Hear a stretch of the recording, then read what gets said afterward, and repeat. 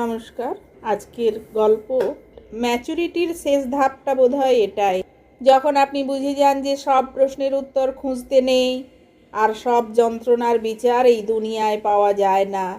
জীবনের কঠিনতম মুহূর্তে যখন বুক ফেটে কান্না আসে, কেউ পাশে থাকে না, কিংবা প্রিয় মানুষটার চরম অবহেলায় যখন ভেতরটা দুমড়ে মুচড়ে যায়, তখন চিৎকার করে আকাশ পাতাল এক না করে কেবল একটি দীর্ঘ নিঃশ্বাস ফেলে নিজেকে শান্ত করে নেওয়াটাই হলো শ্রেষ্ঠ আভিজাত্য।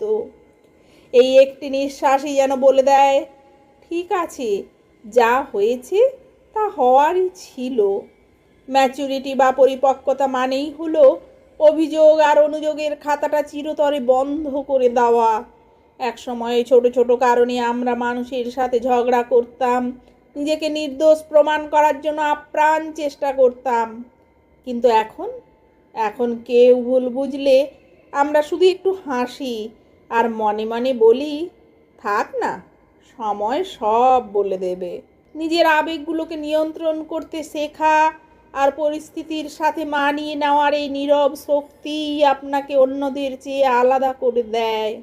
আসলে নিজেকে সামলে নেওয়ার জন্য বাইরের কোনো সান্ত্বনার প্রয়োজন পড়ে না, যখন আপনি নিজের ভেতর এক বিশাল ধৈর্য ধারণ করতে পারেন। একটা দীর্ঘ নিঃশ্বাস ফেলে বিষাদগুলোকে বাতাসের সাথে মিশিয়ে দিয়ে আবার নতুন করে পথ চলাই হলো জীবনের আসল জয়।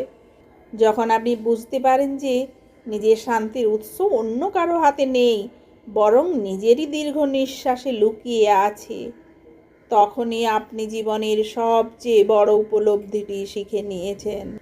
নমস্কার।